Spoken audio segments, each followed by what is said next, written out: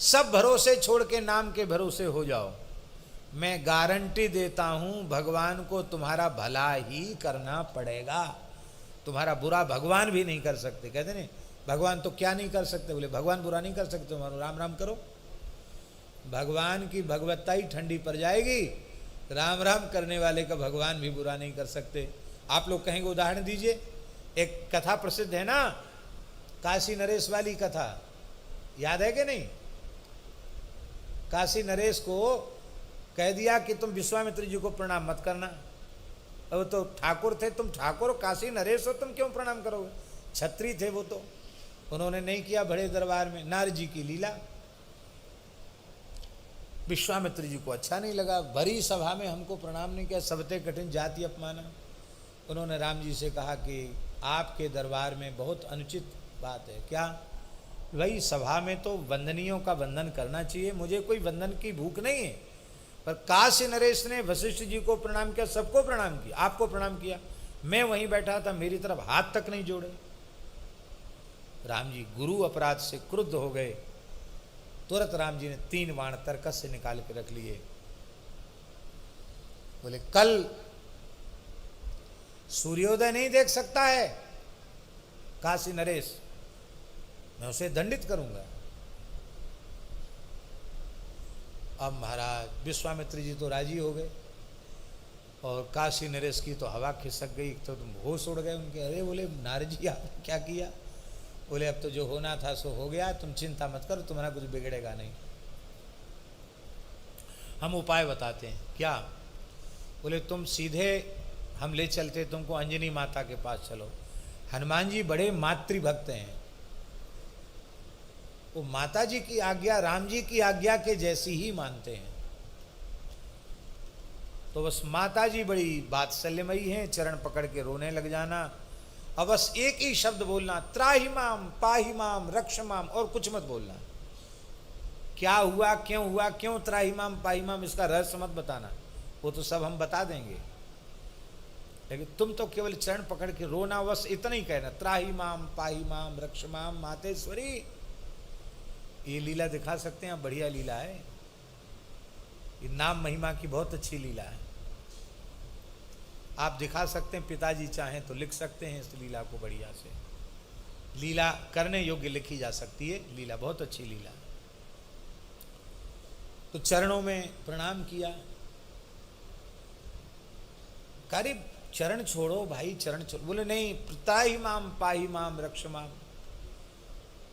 तो माता ने कहा अभय हो जाओ, अब त्राहि माम पाहि माम में और अधिक नहीं सुन सकती, निर्भय हो जाओ, तुम्हारा इस ब्रह्मांड में कोई अनिष्ट नहीं कर सकता। बताओ तुम्हारे इतने दुखी होने का क्या कारण है?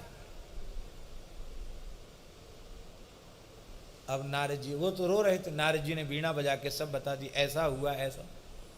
अरे तो चक्कर में पड़ गई। राम जी अनंत कोटि ब्रह्मांड नायक सर्वे, अब कैसे होगा? बोले कवन सु काज कठिन जग माही, जो नहीं होए हनुमान जी सब कर दे। आज मंगलवार है, आज मंगल है कि नहीं? बोलो हनुमान जी महाराज की। बोले ठीक है, हनुमान जी आएंगे अभी, बस हनुमान जी को कह देना, सब बात बन जाएगी। माता जी ने कहा हनुमान को तो मैं कह दूंगा, हनुमान जी बचा लेंगे।